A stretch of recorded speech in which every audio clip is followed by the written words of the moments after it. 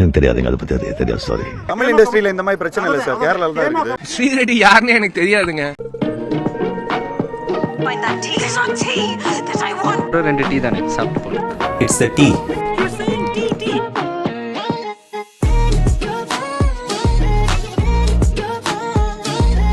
The greatest of all time படம் எப்படி இருந்தது? போஸ்ட் கிரெடிட் சீனுக்கு என்னதான் அர்த்தம்? ஜஸ்டிஸ் ஏமா கமிட்டியோட ரிப்போர்ட்டோட ஃபைண்டிங்ஸை பப்ளிஷ் பண்ணியிருக்காங்க. நம்ம ஹீரோஸும் அதை பற்றின கமெண்ட்ஸை சொல்லியிருக்காங்க. பயோபிக்ஸ்னு எடுக்கிற படங்கள் உண்மையாவே அதுதான் கதையா? எவ்வளவு தூரம் இந்த ஃபிலிம் மேக்கர்ஸ் இந்த ஸ்டோரியை மனிப்புலேட் பண்றாங்க? ஒரு எக்ஸாம்பிளோட இன்னைக்கு பார்ப்போம். பிக் பாஸ் கமல் ஹோஸ்ட் பண்ண போறது இல்லைன்னு நமக்கு தெரிஞ்சிருச்சு. So another beloved actor is coming in. அவர் எப்படி பண்ணுவாரு, அது எப்படி இருக்க போகுது அப்படின்றத டிஸ்கஸ் பண்ணலாம். George R Martin House of the Dragon அவங்க பண்ற சில சீன்ஸ், அந்த ஸ்டோரி அவங்க எடுத்துட்டு போற விதம் வந்துட்டு பிடிக்கலங்கிற மாதிரி அவர் ஒரு பிளாக் போஸ்ட்ல போட்டாரு. ஏன், என்ன ஆச்சு, எல்லாமே பார்க்கலாம். கொரியன் ஷோஸ் ஃபேன்ஸ் நீங்கன்னா எனக்கு ஒரு 2 ஷோ ரெக்கமெண்டேஷன்ஸ் இருக்கு. சென்னையில் போன வாரம் ஃபார்முலா 4 ரேஸ் நடந்தது. டு எவ்ரி ஒன் சர்ப்ரைஸ் ரொம்ப பிரில்லியண்டா நடந்திருக்குன்னு எல்லாருமே சொல்றாங்க. அதை பத்தி பேசுவோம். Let's get into the episode. வணக்கம் சுகுமார். ஹாய் பிரஷ். பல நாட்கள் ஆச்சு. But I'm happy to be here. இன்னைக்கு கண்டிப்பா வரணும்னு இருந்தது. ஏன்னா அஃப்கோர்ஸ் கோட்டை நம்ம கண்டிப்பா ரிவ்யூ பண்ணியே ஆகணும். அதுக்காக எப்படி இருந்தது கோட் நான் உங்கள்கிட்ட கேட்கறேன். எனக்கு கோட் வந்துட்டு I feel it was the best post covid Vijay movie. I am talking Master, Varisu, Leo, Beast and the GOAT. இந்த 5 படங்கள்ல I feel this was the best Vijay movie. So I was happy with it. எனக்கு வந்து பர்சனலா இந்த 5 மூவிஸ்ல master தான் ஃபர்ஸ்ட்னு சொல்லுவேன். எனக்கு தெரிஞ்ச அந்த கான்ஃபிளிக்ட் ரொம்ப ஸ்ட்ராங்கா இருந்தது. And dealt with the ideals of good bad grey, இந்த ஏரியாஸ் வந்து ரொம்ப அழகா டீல் பண்ணுச்சு அப்படின்னு எனக்கு ஒரு ஃபீலிங் இருக்கு. GOAT I will put it at number 2. Second half ரொம்ப என்கேஜிங்கா சூப்பரா கொண்டு போயிருந்தாரு. அந்த references, throwbacks, callbacks எல்லாமே செமையா இருந்தது. மூவில ஃபுல்லா இருந்தாலுமே செகண்ட் ஹாஃப்ல ரொம்ப எக்ஸ்டென்சிவா இருந்தது. ரொம்ப நல்லாவும் இருந்தது. நல்லா ஒர்க்கும் ஆச்சு ஆக்சுவலி. கரெக்டாமா. என்னோட ஒரு இஷ்யூ கோட்டை பொறுத்த வரைக்கும் என்னன்னா, மூவி டெல்ட் இன் லைக் ஓப்பனா black and white. Like villain வந்து ரொம்ப டார்க்கு, ஹீரோ வந்து ஒயிட் அப்படின்ற மாதிரி எனக்கு பர்சனலா ஃபீல் ஆச்சு. கொஞ்சம் கான்ஃபிளிக்ஸ், கொஞ்சம் கேரக்டர் டெவலப்மெண்ட்லாம் நல்லா இருந்திருக்கலாம் அப்படின்ற ஒரு ஃபீலிங் இருந்தது. Start with my positives. எனக்கு லியோ மாதிரியே வேற I felt like Vijay carried the film. அது மாதிரி ஐ ஃபெல்ட் லைக் கோட்லயும் Vijay gave one of the best performances தான் நான் சொல்லுவேன். நான் எனக்கு எமோஷனல் சீன்ஸ்லாம் ஆக்சுவலி ரொம்பவே ஒர்க் அவுட் ஆச்சு. ஏன்னா ரொம்ப கம்மியான ஸ்பேஸ்ல தான் வந்தது. அது டக்குன்னு தான் வந்து போச்சு. But I felt like he did really well to elevate that scene.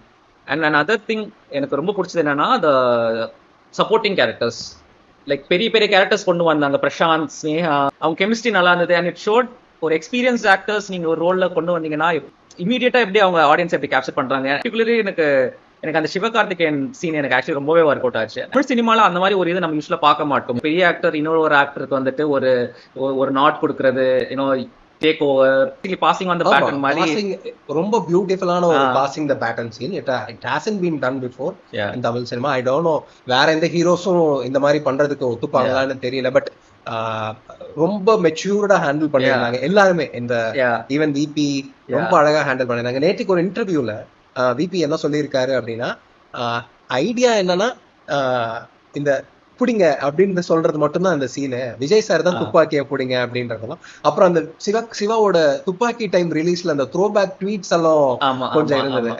ரொம்ப ஐ think he manifested himself into இப்ப என்ன நடக்குதோ, இப்ப எப்படி இருக்காரோ அப்படின்றத ரொம்ப பியூட்டிஃபுல்லா மேனிஃபெஸ்ட் பண்ணிருக்காரு. அண்ட் நீங்க சொன்ன மாதிரி very generous and magnanimous on Vijay's part.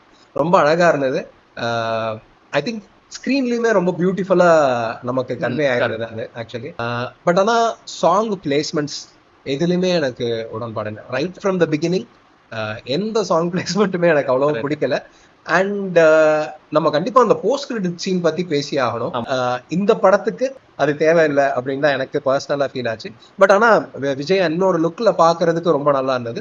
எனக்கு என்ன தோணுதுன்னா வந்துட்டு அந்த க்ளோன் ஸ்டோரி தான் வந்துட்டு மெயினா ஆக்சுவலி எடுக்கிற மாதிரி ஒரு இன்டென்ஷன்ல ஆரம்பிச்சிருக்காங்க. அட் சம் பாயிண்ட் அவங்க யோசிச்சிருக்காங்க, மேபி இந்த ரொம்ப ஸ்கைஃபையா போகுதோ, நம்ம ஆடியன்ஸ் அக்செப்ட் பண்ணிப்பாங்களோ இல்லையோங்கிறது காரணத்துக்காக அவங்க வந்துட்டு கொஞ்சம் சரி அப்பா பையன் போய் தொலைஞ்சிடறான். அதுக்கு ஐ felt like maybe considering VP has done a time travel movie with Simbu before this, maybe கொஞ்சம் போல்டா ஒரு மூவ் எடுத்துருக்கலாமோ, ஒரு க்ளோனிங் ஸ்டோரி அந்த post credit scene would have made a lot more sense if it was a cloning story. ஏன்னா இப்போ ஒரு greatest of all டைம்னா அவங்க பெச்சு தான் ஆரம்பிச்சிருக்காங்க தான் எனக்கு தோணுது. ஸோ கிரேட்டஸ்ட் ஆஃப் ஆல் டைம்னா இவன மாதிரி வேற ஆளே இல்ல இந்த உலகத்துல. சோ உங்களுக்கு ஒரு க்ளோன் பண்றதுக்கான ஒரு ரீசன் இருக்கு. why do you want to clone this agentனா he is the greatest of all time. So உன்னை ஏதாவது ஒரு விதத்துல அழிக்கணும்னு நீங்க நினைக்கிறீங்கன்னா நீங்க வந்துட்டு அவன் க்ளோன் பண்ணி தான் இன்னொரு ஒருத்தனை கொண்டு வந்து அழிக்க முடியும் அப்படிங்கிற ஒரு கான்செப்ட்ல இருந்து ஆரம்பிச்சுட்டு I think that was the initial idea. But eventually family பையன் அப்படின்னு அவங்க எடுத்துட்டு போயிட்டாங்க. Which was actually fine. I think a lot of things work for me in the movie. Like Mankatha level impactful dialogues இருக்கான்னு கேட்டீங்கன்னா ரொம்ப கம்மியா தான் இருக்கு. But I think he's done a reasonably good job. கோட்டையும் மங்காத்தாவையும் கம்பேர் பண்றப்ப I still feel like Mankatha ஒரு better overall product. Definitely. கோட்டை கம்பேர் பண்றப்ப but still goat is a really good time in the theaters. Reviews சில பேர் நல்லா போடல அப்படின்றதுக்காக கோட்டை மிஸ் பண்ணிடாதீங்க. கண்டிப்பா தியேட்டர்ல போய் கோட் பாருங்க. It is completely worth it and it's the penultimate movie of Thalapathy 2. அதனால we don't want to miss it. Justice Hema committee report 2 weeks back publish ஆயிருக்கு. ஸோ அதோட இம்பேக்ட் மலையாளம் ஃபிலிம் இண்டஸ்ட்ரியில எப்படி இருக்கும், அதை பார்த்து எப்படி ரெஸ்பாண்ட் பண்றாங்க மற்ற ஃபிலிம் இண்டஸ்ட்ரீஸ், இத மாதிரி ஒரு ரிப்போர்ட் தெலுங்கு ஃபிலிம் இண்டஸ்ட்ரியில பப்ளிஷ் ஆகிறதுக்கான பாசிபிலிட்டி இருக்கா? ஐ மீன் இங்க வந்து we are okay enough to have these conversations about. ஆனா அங்க will something even move? Absolutely not. But when they release those names, they are known offenders in the industry. But ஒரு கலெக்டிவா அதை எடுத்துக்கிட்டு we are going to dissolve a party made by Mohanlal, இவ்வளோ ஒரு actions எடுத்துட்டு இது வந்து சூடு பிடிக்கிறது இதுதான் எனக்கு தெரிஞ்ச ஒரு முதல் தடவை. இது வந்துட்டு நம்ம ஒரு இண்டஸ்ட்ரியிலும் ஒரு இம்பாக்ட் ஆயிருக்கு. நிறைய பேர் வந்துட்டு இங்க மட்டும் நடக்கலையா, இங்க ஏன் நீங்க அதை பத்தி பேச மாட்டீங்கன்னு நிறைய பேர் கேட்க ஆரம்பிச்சிருக்காங்க. இப்போ நம்மளுக்கு முக்கியமான சில ஆக்டர்ஸ்லாம் வந்துட்டு when they got before the media அவங்க வந்துட்டு இதை பத்தி நீங்க என்ன நினைக்கிறீங்க அப்படின்னு கேட்கறப்போ we got some very interesting answers. ஆமா இப்போ ரஜினிகாந்த் வந்துட்டு அதை பத்தி தெரியலங்கிற லெவலுக்கு சொல்லியிருக்காரு. அண்ட் கன்சிடரிங் அவர் வந்துட்டு ஒரு பார்ட்டி ஆரம்பிச்சுட்டு மக்களோட வெல்ஃபேருக்காக ஒர்க் பண்ற ஒரு பர்சனா இருக்கணும்னு அவர் நினைச்சிருந்தாரு. பட் அவர் சொந்த இண்டஸ்ட்ரியிலே நடக்கிற பிரச்சனை அவருக்கு வந்துட்டு if is not aware of it then எனக்கு இது எப்படி என்ன சொல்றதுன்னு தெரியல. எதனால அவங்க இவ்வளோ டிஃபென்சிவா ஆகுறாங்க அப்படின்றது புரிஞ்சுக்க முடியுது. பட் இருந்தாலுமே அட்லீஸ்ட் ஒரு பப்ளிக் அப்பியரன்ஸ்க்கோ ஒரு பிஆருக்காக வச்சு தே கூட given a good answer.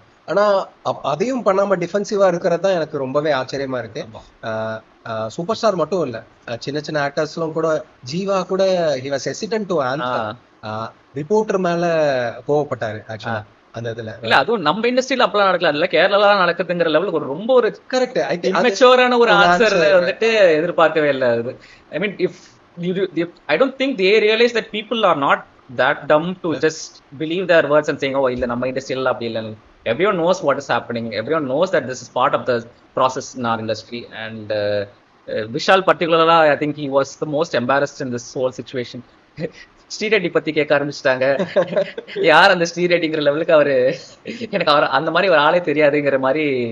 Even he did not like, he was not very comfortable with the questions. So personally எனக்கு வந்துட்டு even my own friends who are getting into the cinema industry, அவங்களோட ஒரு main attraction of the industry என்ன இருக்குன்னா the kind of power they get there and அவங்க எப்படிலாம் வந்துட்டு நிறைய பேர் மனிப்புலேட் பண்ண முடியும், கண்ட்ரோல் பண்ண முடியுங்கிறத ஒரு பெரிய விஷயமா அவங்க சொல்லிட்டு இருக்காங்க. So this is actually a very big problem that is existing in the industry. It's not just affecting like பெரிய டைரக்டர்ஸ், பெரிய ஹீரோயின்ஸ் தான் அஃபெக்ட் ஆகிறாங்கன்னு இல்லை. இது வந்துட்டு ஒரு டைரக்டரால பண்ண முடியும், ஒரு கேமராமேனால பண்ண முடியும், ஒரு ஏடியால பண்ண முடியும், ஒரு சின்ன சின்ன ஆர்டிஸ்டாலையும் அவங்களால ஒரு இன்னொரு ஒரு வளரும் ஆர்டிஸ்டையோ இல்லை ஒரு இண்டஸ்ட்ரிக்குள்ள வரணும்னு நினைக்கிறவங்களையோ மனிப்புலேட் பண்ண முடியும், கண்ட்ரோல் பண்ண முடியும்ங்கிறது people have to take it very seriously. And you know இது வந்துட்டு நிறைய பேசப்படணும். And obviously நான் ஆக்சுவலி போன வாரமே இதை பத்தி பேச இருந்தேன். But then I started seeing these actors giving these sort of comments. So I was like ஒரு வாரம் போகட்டும் என்னதான் சொல்றாங்கன்னு பார்க்கலான்னு பார்த்துட்டா அதுக்குள்ள ஐ திங்க் இது போட்டு வந்துட்டு அதை பத்தி பேச்சு போயிடுச்சு. ஆனா இதுல நம்ம டேப் வச்சுட்டே இருப்போம். இதோட நியூஸ் டெவலப் ஆக கண்டிப்பா உங்களுக்கு அப்டேட்ஸ் வந்துட்டே இருக்கும். வேற எங்க வரலனாலும் இங்க கண்டிப்பா வரும். இதை நம்ம கண்டிப்பா ஃபாலோ பண்ணுவோம். யார் எப்படி ரெஸ்பாண்ட் பண்றாங்க, அங்க என்ன டெவலப்மெண்ட்ஸ் நடக்குது மலையாளம் ஃபிலிம் இண்டஸ்ட்ரியில, எல்லாத்தையுமே will keep you updated on everything regarding Justice Hema committee report here. So 2 movies இந்த வாரம் ரிலீஸ் ஆயிருக்கு. 2 ரொம்ப expected popular movies, Alien Romulus and Beetlejuice வந்து அந்த ஃபர்ஸ்ட் பார்ட்டோட கண்டினியூஷன். மைக்கேல் கீட்டன் அண்ட் வினோனா ரைடரோட மூவி. It also has Jenna Ortega in it. பீட்டில் ஜூஸ்ல ஏலியன் ராமுலஸ் பார்க்க நான் ரொம்ப எக்ஸைட்டடா இருக்கேன். ஏன்னா அந்த சீரீஸ் வந்து ரொம்ப வருஷமா ஃபாலோ பண்ணிட்டு இருக்கேன். எனக்கு ரொம்ப பிடிச்ச சீரீஸ் அது. 2012 ப்ரொமீத்தியஸ்னு ஒரு படம் வந்தது. அந்த படம் ரிட்லி ஸ்காட்டுக்கு ஒரு என்ன சொல்றது, அவர் பேரை கெடுத்த மூவின்னு கூட சொல்லலாம் டு பி ஹானஸ்ட். ஏன்னா ரிவ்யூஸ் நல்லா வரல. அப்ப பாக்குறப்ப அந்த ஸ்டோரி கொஞ்சம் பிளாண்டா நிறைய பேர் ஃபீல் பண்ணாங்க. பட் டு பி ஹானஸ்ட் அதுக்கப்புறம் வந்து ஒரு ஏலியன் கவர்னன்ட் வந்ததுக்கு அப்புறம் ப்ரொமீத்தியஸ் மேட் மோர் சென்ஸ். ஏன்னா alien is a very strong franchise. எத்தனை ஃப்ரான்ச்சைசஸ்க்கு இந்த மாதிரி பண்ண முடியும்னு தெரியல. இப்போ ஏலியன் ராமுலஸ் வந்து குரோனாலஜிக்கலா பார்த்தா it happens right after the first Alien movie. So அதனால I am so excited about Alien Romulus. இந்த வீக் தான் பார்க்க போறேன். ஸோ கண்டிப்பா அதோட ரிவ்யூ இருக்கும். பீட்டில் ஜூஸ் ஜென்னா ஆர்டெகா வந்துட்டு ஏதாவது ஒரு ஹாரர் காமெடி இல்ல ஹாரர் லைட் மூவினாலே ஜென்னா ஆர்டெகா இருந்தே ஆகணுங்கிற மாதிரி ஒரு எனக்கு தெரிஞ்ச அது அந்த டிம் பர்ட்டனோட கனெக்ஷன் நினைக்கிறேன். ஏன்னா வெட்னஸ்டேவோட டைரக்டரும் டிம் பர்ட்டன், பீட்டில் ஜூஸும் டிம் பர்ட்டனோட மூவி தான். ஸோ மேபி அது ஒரு கனெக்ஷனா இருக்கான். ஆனா இந்த பீட்டில் ஜூஸ் ப்ரொமோஷன்ஸ்ல நான் இன்ட்ரெஸ்டிங்கா ஒன்று நோட் பண்ணேன். Winona Ryder is an amazing actress. நிறைய மூவி சீரீஸ்லாம் நடிச்சிருக்காங்க. You might know her from இந்த ஸ்ட்ரேஞ்சர் திங்ஸ்ல வந்துட்டு வில்லோட அம்மாவா வினோனா ரைடர் தான் நடிச்சிருப்பாங்க. வினோனா ரைடரோட இன்ட்ரெஸ்டிங்கான ஒரு ஸ்டேட்மெண்ட் விட்டாங்க. இப்ப இருக்கிற சின்ன வளர்ந்து வர ஆக்டர்ஸ்களும் படங்களை பாக்குற இன்ட்ரெஸ்டே இல்ல, சுத்தமா அவங்களுக்கு படம் பார்க்கவே பிடிக்கல அப்படின்னு சொல்றாங்க டைரக்டா. நான் இந்த படம் எல்லாம் பார்த்ததே இல்லைன்றாங்க. ரொம்ப ஓப்பனா பேசுறாங்க. அது எனக்கு ஆச்சரியமா இருக்கு. ஆனா ஜென்னா ஆர்டெகா அப்படி இல்ல. ஜென்னா ஆர்டெகா வந்து ரொம்ப நல்லா நான் நடிச்ச பழைய மூவியோட ரெஃபரன்ஸ் எல்லாம் பேசி சொல்றாங்க. அது எனக்கு ரொம்ப ஆச்சரியமா இருந்ததுன்னு சொன்னாங்க. அதை சொல்லி முடிச்சுட்டு இன்னொன்னு சொன்னாங்க. என்ன சொன்னாங்கன்னா, நான் நிறைய சைல்டு ஆக்டர்ஸ் கூட ஒர்க் பண்ணிருக்கேன், அவங்களுக்கு எல்லாம் இவ்வளவு மூளை இல்லை அப்படின்ட்டாங்க. ஆனா நம்ம இன்டர்நெட் சும்மா இருக்காது. உடனே மேட்ச் பண்ணிட்டாங்க. யாரோட மேட்ச் பண்ணாங்க அப்படின்னா, ஸ்ட்ரேஞ்சர் திங்ஸ்ல 11 நடிச்ச அந்த பொண்ணு பேர் எனக்கு டக்குன்னு ஸ்ட்ரைக் ஆகல. அந்த பொண்ணு ஒரு இன்டர்வியூல சொல்லியிருக்கேன், நான் படம்லாம் அவ்வளவா பார்க்க மாட்டேன் அப்படின்னு சொல்லியிருக்கேன். இன்டர்நெட் கண்டுபிடிச்சு மேட்ச் பண்ணிட்டாங்க. சோயா ஆப்வியஸ்லி ஜென்னா ஆர்டெகாவை பிரைஸ் பண்றதுக்கு அப்படி சொன்னாங்க. நம்ம ஆட்கள் சும்மா இருக்க மாட்டாங்க, கண்டுபிடிச்சு குழப்பி விட்டாங்க. ஸ்ட்ரேஞ்சர் திங்ஸ் சீசன் 5 வேற வருது. ஸோ அதுக்கு ஒரு நல்ல ஒரு ஸ்டேஜ் செட் பண்ணுதுன்னு நினைக்கிறேன். ரீசெண்டா ஒரு ஆர்டிகல் படிச்சேன் நான். லைக் கிங் ரிச்சர்ட் நீங்க நிறைய பேர் பார்த்துருப்பீங்க. வில் ஸ்மித்துக்கு ஆஸ்கர்ஸ் வாங்கி கொடுத்த படம். அண்ட் எனக்கு அந்த படம் ரொம்ப பிடிச்சிருந்தது. அண்ட் ஸோ அதில் என்னன்னா, ஒரு அப்பா வந்துட்டு எவ்வளோ கஷ்டப்பட்டு அவங்க 2 பொண்ணுங்க, that is Serena and Venus வில்லியம்ஸை வந்துட்டு எவ்வளோ கஷ்டப்பட்டு அவங்கள வளர்த்து ஒரு டென்னிஸ் ஸ்டார்ஸ் ஆக்குறாங்கிறதான் கதை. அண்ட் ரொம்ப நல்லா போகும் அந்த entire story. But I recently came across an article which basically shows that அவ்வளோலாம் ஒன்றும் கஷ்டப்படல. அவங்க ஸ்போர்ட்ஸ் ஸ்கூல்ல போகிறதுக்குலாம் அவங்களுக்கு வந்து எல்லா ஃபெசிலிட்டியும் இருந்தது, எல்லா ஒரு ஆக்சசபிலிட்டியும் இருந்ததுங்கிற மாதிரி எனக்கே கொஞ்சம் சர்ப்ரைசிங்காக இருந்தது. Especially when it was movie about black family racing the கிட்ஸுங்கிறப்போ எனக்கு இன்ஸ்பைரிங்காக இருந்தது. இவ்வளோ கஷ்டப்பட்டு வளர்த்துருக்காருங்கிறப்போ அந்த கேரக்டர்ஸ் மேலே ஒரு அவ்வளோ ரெஸ்பெக்ட் வந்தது. But when I got to know that he is actually a owner of 3 companies and he was able to like easily move cities to go to another place, buy houses, provide them the best of facilities எல்லாம் பார்க்கும்போது ஒரு disappointment. Biopics நம்ம பார்க்குறப்பவே வந்துட்டு நம்ம ஒரு அந்த end of the movie வந்துட்டு அந்த கேரக்டர்ஸ் மேலே ஒரு ரெஸ்பெக்ட் வரும், ஒரு we get more attached to them. But இந்த மாதிரிலாம் ஒரு ஸ்டோரிஸ் வரப்போ இல்லை, அது உண்மையே இல்லை. ஒரு டெக்னிக்கலி பார்த்தீங்கன்னா அந்த ஒரு எலிமெண்ட் நீங்க எடுத்துக்கிட்டீங்கன்னா அந்த கதையே முழுசாவே ஒரு மேட் அப் ஸ்டோரி, ஒரு மனிப்புலேட்டட் ஒரு ஸ்டோரி. அது அந்த படம் வந்த அப்பவே சில ஆர்டிகிள்ஸ்லாம் என்ன வந்தது அப்படின்னா, அந்த ரிச்சர்ட்ன்றவர் வந்து அவருக்கு இதுக்கு முன்னாடி ஒரு ஃபேமிலி இருந்தது, அந்த ஃபேமிலிக்கு அவர் அவ்வளவா கேர் பண்ணல, இவங்க 2 பேருக்கும் கேர் பண்ண அளவுக்கு இந்த மாதிரிலும் நிறைய வந்துட்டு இருந்தது. ஆப்வியஸ்லி படத்துல அதை ரொம்ப டீப்பா டெல் பண்ணியிருக்க மாட்டாங்க. அப்பவே எனக்கு கொஞ்சம் ஏதோ மிஸ் ஆகுதோ அப்படின்ற ஒரு ஃபீல் இருந்தது. பட் இந்த article obviously it's bit more shocking தான். இதுக்கப்புறம் நம்மளோட தாட்ஸுமே கொஞ்சம் மாறும் இல்லையா? அடுத்து ஒரு பயோபிக் வர்றப்ப இது எவ்வளவு உண்மையா இருக்க போகுது அப்படின்ற மாதிரி கண்டிப்பா தோணும். அண்ட் பிஓசி ஸ்டோரிஸ்லாம் சொல்றப்ப கொஞ்சமே இன்னும் கூட கொஞ்சம் கேர்ஃபுல்லா இருக்கணும். ஏன்னா ஆப்வியஸ்லி இப்போ வெப்சைட்ஸ் எல்லாம் ரொம்ப அன்ரெகுலேட்டடா இருக்கு. ட்விட்டர் வந்து அப்படியே விட்ட மாதிரி இருக்கு, யார் வேணாலும் என்ன வேணாலும் சொல்லலாம் அப்படின்ற மாதிரி இருக்கு. ஸோ ஆல்மோஸ்ட் ஒரு டில்ட் இருக்கு. ஓவராலா ஒரு பர்டிகுலர் ஐடியாலஜியை பார்த்து ஒரு டில்ட் இருக்கு. இந்த மாதிரிலாம் நடக்கிறப்ப they'll make use of it He-Man Masters of the யூனிவர்ஸோட லைவ் ஆக்ஷன் படம் வந்துட்டு வரப்போகுது. படத்தோட ஒரு முக்கியமான ஒரு வில்லன் கேரக்டர் வந்து காஸ்ட் பண்ணியிருக்காங்க. வேற யாரும் இல்லை, ஆலிசன் ப்ரீ. கம்யூனிட்டி, க்ளோ, இந்த மாதிரி சீரீஸ்ல நீங்க ஆலிசன் ப்ரீயை பார்த்துருப்பீங்க. Beautiful, really great actress too. Excited about it. நல்ல கேஸ்ட் ஆக்சுவலா. So I think it will really do well. எனக்கு என்னன்னா, ஏன்னா சின்ன வயசுல என் வாழ் விரும்பும் சக்தியே அப்படின்லாம் பார்த்த சீரீஸ் ரொம்ப எக்ஸைட்டடா இருக்கேன். டிசி மார்வல் என்னதான் இருந்தாலும் நான் ஃபர்ஸ்ட் பார்த்த கார்ட்டூன் ரொம்ப ப்ராமினென்ட்டான கார்ட்டூன் ஹீமேன் தான். அதனால சோ எக்ஸைட்டடா போகுது, நல்லா இருக்கும் அப்படின்னு தோணும். ஓடிடியோட டிவி ஷோ ரெக்கமெண்டேஷன் என்னன்னா காவோஸ். ஸோ காவோஸ் வந்துட்டு நான் ஜெஃப் கோல்ட்ப்ளம் வந்துட்டு ஒரு டிவி ஷோ நடிக்கிறாருங்கிறப்பவே நான் என்னன்னு சொல்லிட்டு நான் போய் பார்த்தேன். எனக்கு அந்த ப்ரிமிஸே எனக்கு ரொம்ப பிடிச்சிருந்தது. ஸோ பேசிக்கா என்னன்னா, கிரீக் காட்ஸ் வந்துட்டு இப்போ நம்ம இருக்கிற இந்த டைம் லைன்ல அவங்க இருந்தாங்க, நமக்குள்ளவே ஒரு மனுஷங்களா வாழ்ந்துட்டு இருந்தாங்கன்னா எப்படி இருக்கும், அண்ட் ஒரு ப்ராஃபஸி இருக்கு, அந்த ப்ராஃபஸி வந்து ரியலைஸ் ஆகுமா இல்லையா அப்படிங்கறதான் வந்து பேசிக்கா அந்த டிவி ஷோட கதை. ஸோ என்னோட ஓடிடி ரெக்கமெண்டேஷன்ஸ் வந்து 2 கொரியன் ஷோஸ் இந்த வீக். ஒன்று வந்து ரிப்ளை 1988. ரிப்ளை 1988 வந்து ஒரு slice of the life show. கொரியால சங்முன் அப்படின்ற ஒரு லொக்காலிட்டியில, சியோல்ல வந்து அது ஒரு டிஸ்ட்ரிக்ட், அந்த லொக்காலிட்டியில வாழ்ற ஒரு செட் ஆஃப் பீப்புளோட ஷோ. இன்னொரு ஷோ வந்து இட்ஸ் கால்டு டெத்ஸ் கேம் வந்து அமேசான் பிரைம்ல இருக்கு. அண்ட் பிக் பாஸோட புது சீசன் வந்து ஆரம்பிக்க போகுது. அண்ட் கமல்ஹாசன் வந்துட்டு இல்லை I will know longer B hosting the ஷோன்னு announce பண்ணதுலேருந்து நிறைய நேம்ஸ் வந்துட்டு பாப்பப் ஆயிருக்கு, யார் வந்து அடுத்து ஹோஸ்ட் பண்ண போறாங்கன்னு. சிம்பு பேர் வந்தது, ரம்யா கிருஷ்ணன் பேர் வந்தது, அப்புறம் நம்ம கொஞ்சம் எதிர்பார்த்த ஒரு பேர் இவர் வந்தா கொஞ்சம் நல்லா இருக்குமே அப்படின்னு யோசிச்ச ஒரு பேர் தான் வந்துட்டு இப்போ ஃபைனலைஸ் பண்ணியிருக்காங்க. விஜய் சேதுபதி வர போறாரு. நான் ரொம்ப எக்ஸைட்டடா இருக்கேன் அதை பத்தி. ஏன்னா எனக்கு விஜய் சேதுபதி ரொம்ப பிடிக்கும். ஓவராலாவே I think he comes across as really genuine. எல்லா இன்டர்வியூஸுமே சரி, எல்லாத்துலயுமே சரி. ஸோ ஐ திங்க் அவர் ரொம்ப நல்லா ஹாஸ்டா இருப்பாரோன்னு தோணுது. மேபி என்னோட ப்ரெடிக்ஷன்ஸ் என்னன்னா, இனிஷியலா அவர் கொஞ்சம் சாஃப்டா இருப்பாரு, பட் போக போக will actually see how far Vijay Sethupathi can go into this. சிம்புவே ரொம்ப நல்லா பண்ணியிருந்தாரு. அவர் பண்ண அந்த எபிசோட்ஸ் ரொம்ப நல்லா இருந்தது. எப்படி இருக்கீங்க அப்படிலாம் கேட்டாரு, ரொம்ப நல்லா இருந்தது. பட் ஆனா so excited about Vijay Sethupathi coming in. It's going to be so good. நீங்க என்ன நினைக்கிறீங்க?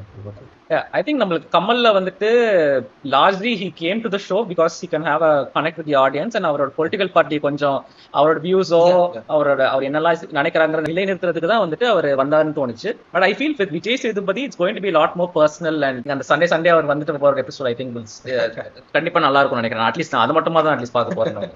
ஆமா, நான் கண்டிப்பா அதை மிஸ் பண்ண மாட்டேன்.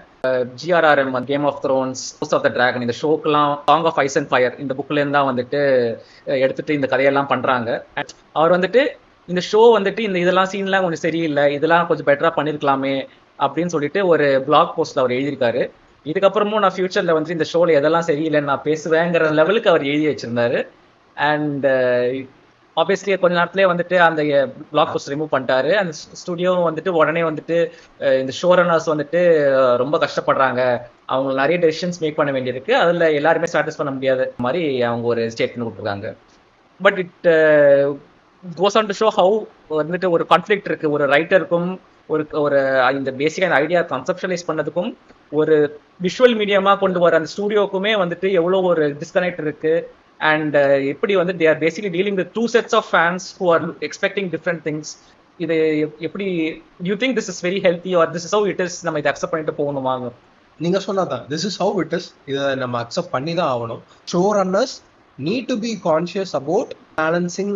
ஆத்தர் என்ன எழுதி இருக்கிறாரோ அதுக்குமே ட்ரூவா இருக்கணும், ஃபேண்டம்ஸையும் அப்பீஸ் பண்ணணும். ஸோ அதை பேலன்ஸ் பண்ணி கரெக்டாக கொண்டு போகணும். ஆக்சுவலா கேம் ஆஃப் த்ரோன்ஸ்ல ரொம்ப நல்ல சீசனுக்கு சூப்பரா பேலன்ஸ் பண்ணிட்டு வந்தாங்கன்னு தோணுச்சு. லாஸ்ட் சீசன்ல மண்டகோலர் ஆயிடுச்சு. போன வாரம் சென்னையில வந்துட்டு ஃபார்முலா 4 நடந்தது. அண்ட் எல்லாருமே வந்துட்டு எதுக்கு இது பண்றாங்க, எதுக்கு தேவையில்லாம டிராபிக்ல ஸ்டாப் பண்ணி வச்சிருக்காங்க அப்படிங்கிற பேச்சுல இவன் நடந்தது, ரொம்ப நல்லாவே நடந்தது. And every one who went to the event felt like அந்த செட்டப், அந்த இன்ஃப்ரா, அவங்க பண்ண அந்த ஆர்கனைஸ் பண்ண விதம் எல்லாமே ரொம்ப பிரில்லியண்டா இருந்ததுங்கிற மாதிரி சொல்றாங்க. ஃபார்முலா 4ல இதுக்கு மேலேயும் we can actually host races-ங்கிற மாதிரி ஒரு கான்ஃபிடன்ஸ் எல்லாருக்குமே வந்திருக்கு. அப்படி நான் நினைக்கிறேன். ஃபேன் கோட்ல ஃபார்முலா 4 ஸ்ட்ரீம் ஆச்சு. ஸோ ஆக்சுவலா இந்தியன் ரேசிங் டூர் அப்படின்னு தான் அதோட ஒரிஜினல் பிராண்டு. டெக்னிக்கலி ஃபார்முலா 4ன்னு நம்ம வச்சுக்கிறோம், ஏன்னா இதுதான் ஃபார்முலா 1, ஃபார்முலா 2, ஃபார்முலா 3க்கு அப்புறம் அடுத்த லெவல் ரேசிங் இது. அதனால we are calling it formula 4, but technically it's called Indian racing tour அப்படின்னு. இதே மாதிரி எல்லா கண்ட்ரீஸ்லயும் இது நடக்குது ஃபார்முலா 4 அப்படின்றது. சென்னைக்கு வந்து ஒரு ஆப்பர்ச்சுனிட்டி கிடைச்சது இந்த ரேஸை ஹோஸ்ட் பண்றதுக்கு. அண்ட் அந்த விஷுவல்ஸ்லாம் நீங்க பாத்தீங்களான்னு தெரியல, ரொம்ப பியூட்டிஃபுல்லான ட்ராக்கு, நேப்பியர் பிரிட்ஜு, அந்த நைட் ட்ராக்கு, ஒரு பென்டகன் ஷேப்பு, நிறைய ட்ரோன் ஷாட்ஸு, ரொம்ப அழகா இருந்தது. உங்களுக்கு இது மேபி ஆன் த கீழ் லெவல்ல ஒரு 2 நாளைக்கு டிராஃபிக் கொஞ்சம் சிரமமா இருந்ததுன்னு சொல்லலாம். பட் ஓவராலா பாக்குறப்ப சிட்டியோட கெப்பாபிலிட்டியை வந்து இது காமிக்குது. How far Chennai can go to conduct the sporting events அப்படின்றத வந்து ஐ திங்க் இது ரொம்ப அழகா காமிச்சதுன்னு நினைக்கிறேன். இந்த மாதிரி ஒரு ரேசிங் நடக்கிறப்ப நீங்க இதோட இம்ப்ளிகேஷன்ஸை புரிஞ்சுக்கணும். ட்விட்டர்ல அதோட இம்ப்ரெஷன்ஸ் எவ்வளவு இருக்கு, ரெடிட்ல வந்து அந்த ட்ராக்கோட போஸ்ட் ஒன்று போட்டிருக்காங்க, அது எவ்வளவு தூரம் எத்தனை பேர் பார்த்துருக்காங்க, ஃபாரின்ல இருந்து பாக்குறவங்க எல்லாம் அதை பார்த்து என்ன சொல்றாங்க, ஓ சென்னையால இந்தியாவால இவ்வளவு பண்ண முடியுமா, அந்த அளவுக்கு இது ரீச் ஆயிருக்கு. ஸோ இது வந்து ரொம்ப நல்ல விஷயமா தான் நான் பாக்குறேன். கம்ப்ளைண்ட் பண்றவங்க பண்ணிட்டே தான் இருப்பாங்க ஆப்வியஸ்லி, பட் இதுல நிறைய பாசிட்டிவ்ஸ் இருக்கு. ரெண்டையும் வெயிட் பண்ணி பாக்குறப்ப ப்ரோஸ் ரொம்பவே அதிகமா இருக்கு. ஐ திங்க் இத ஒரு பாசிட்டிவா எடுத்துக்கிட்டு ஸ்போர்ட்ஸ் மினிஸ்ட்ரி இன்னும் கொஞ்சம் கூட நிறைய ஈவெண்ட்ஸ் சென்னையில கொடுத்தா இன்னுமே நல்லா பண்ணுவாங்கன்னு தோணுது. எனக்கு பர்சனலா ஃபார்முலா இ ஆச்சு இங்க ஒரு ஏதோ ஒன்று அப்ரூவ் பண்ணி ஒரு ஸ்ட்ரீட் ட்ராக் ஒரு ஃபார்முலா ஈன்றப்ப ரொம்ப பியூட்டிஃபுல்லா இருக்கும் அப்படின்னு தோணுது. பிளஸ் ஃபார்முலா இ அது வந்து ஆப்வியஸ் கிரீன் பாயிண்ட்ஸ் நமக்கு. So obviously taken. உனக்கு எப்படி ஃபீல் ஆச்சு? I think the government has done a very very good job. And நிறைய பேர் ஏன் இதுக்கு தேவையில்லாம செலவு பண்றாங்கிற மாதிரிலாம் சில பேச்சு வருது. But you have to know that ஒரு சிட்டி ஒரு பேர் வரணும், ஒரு வேர்ல்ட் லெவல் ஒரு இம்பார்ட்டன்ஸ் வரணும்னா இந்த மாதிரி தான் வந்துட்டு ஒரு இவெண்ட்ஸ் நடத்தணும். Super Kings was actually the first sporting team which made basic சென்னைன்னு ஒரு ஊர் இருக்குங்கிற மாதிரி மற்றவங்களுக்கு தெரிய வரதுக்கான காரணமே அந்த ஒரு ஸ்போர்ட்டிங் டீம் தான் காரணமா இருந்தது. So it's very important that these sort of sporting events be held in Chennai. And I think இதுக்கு முன்னாடி பாத்தீங்கன்னா ஒரு ATP டோர்னமெண்ட் அப்பப்போ நடக்கும் இவங்க சென்னை ஓப்பன். அப்போ அது ஒரே ஒன்று தான் வந்துட்டு, அதுவும் நிறைய பேர் ஒன்றும் ஃபாலோ பண்ண மாட்டாங்க. But that was the only way people knew that there was Chennai, ஒரு இந்தியாவில் சென்னைன்னு ஒரு ஊர் இருக்குன்னு நிறைய பேருக்கு தெரிய வந்தது. ஆனா அந்த tournament was really big, very good happening. Even when they were organizing, Carlos மோயான்னு சொல்லிட்டு அவர்தான் ஜெயிப்பாரு. அண்ட் இந்த மாதிரி ஈவெண்ட்ஸ் நடக்கிறப்ப நம்ம லாங் டேர்மையும் மைண்ட்ல வச்சுக்கணும். ஏன்னா அல்டிமேட்டா ஒரு ஈவெண்ட் இந்த ஊர்ல நடக்குது, இது this has late seeds for even bigger things தான் நான் சொல்லுவேன். I'm excited for the future. ஏன்னா சின்ன சின்ன ஊர், ஒரு பஹ்ரைன்ல மனாமான ஒரு ஊர்ல அவங்களால ஒரு பெரிய ஒரு ஃபார்முலா 1 ரேஸ் தான் அந்த கண்ட்ரிக்கு ரெவென்யூ ஜெனரேட் பண்ற அளவுக்கு டூரிசம் கொண்டு வருது. ஸோ கண்டிப்பா இதோட இம்ப்ளிகேஷன்ஸ் ஃபியூச்சர்ல ரொம்ப நல்லா இருக்கணும்னு நான் எக்ஸ்பெக்ட் பண்ணுறேன். நல்லா இருக்கும்னு நம்புறேன். நான் பெரிய பெரிய எக்ஸ்பெக்டேஷன்ஸ் வச்சிருக்கேன். சென்னையில ஒரு ரேஸ் ட்ராக்கு, ஸ்ட்ரீட் ரேஸ் எல்லாம் வேற லெவல்ல இருக்கும். அந்த வெயிலே அவங்களால நடத்த முடியும்னா நம்மளும் நடத்துவோம் கண்டிப்பா. So excited about it. So happy that this happen. So happy. நீங்க சொன்ன மாதிரி அந்த பஹ்ரைன்ல நாங்க போனப்போ அவங்க சொன்னாங்க, நாங்க இந்த வருஷத்துலயே இந்த ரேஸ் நடக்கிற அந்த ஒரு வாரம் தான் எங்களுக்கு பிசினஸே நடக்குதுங்கிற லெவலுக்கு நிறைய பேர் எங்ககிட்ட வந்து சொன்னாங்க. ஸோ இது எவ்வளவு ஒரு முக்கியங்கிறது உங்களுக்கு ஆக்சுவலி ஒரு ஸ்போர்ட்டிங் இவெண்ட் வந்துட்டு நம்ம ஊர்ல எஸ்டாப்ளிஷ் ஆனப்புறம் எப்படி இருக்க போகுதுங்கிறது உங்களுக்கே தெரியும். அது so Harry Potter Quidditch Champions game release ஆயிருக்கு இந்த week. Quidditch game after a really long time. So if Harry Potter fans, if you're start of the Hogwarts experience, go and try this out. Astrobot. So நீங்கள் PS5 விளையாடிருந்தீங்கன்னா உங்களுக்கு தெரியும் வந்துட்டு astro play room அப்படிங்கிற ஒரு game வந்து release பண்ணியிருந்தாங்க. So basically to show what இந்த PS5ஆல் என்னெல்லாம் பண்ண முடியும், அந்த ஜாய்ஸ்டிக்கை நீங்கள் கையில் பிடிச்சிங்கன்னா உங்களால் என்னெல்லாம் உங்களால் எக்ஸ்பீரியன்ஸ் பண்ண முடியும் காமிக்கிறதுக்காக இந்த ஒரு கேம் பண்ணாங்க. And it was free to play. இப்போ அந்த ஒரு கேம், அந்த ஒரு கேரக்டர் வச்சுட்டே ஒரு ஃபுல் ஃபிளெட்ஜ்டு ஒரு கேம் ஒன்று பண்ணிட்டு ரிலீஸ் பண்ணியிருக்காங்க ஆஸ்ட்ரோபாட்னு. And currently it is the highest rated game of this year. That is all for this week's episode. So like, share and subscribe. நீங்க இந்த தமிழ் படங்கள், டிவி ஷோஸ், கேம்ஸ், ஸ்போர்ட்ஸ் இதெல்லாம் பத்தி நீங்க அப்டேட்டா இருக்கலாம். So we'll try our best to bring you the best of content. Yeah, see you next week on OTT. Bye. Bye. Pothigai மலையை பிரிந்து என் பார்வையில் நீந்தது தென்றல், அதை நான் பிடித்து மெல்ல அடைத்தேன் மனச்சிறையில்.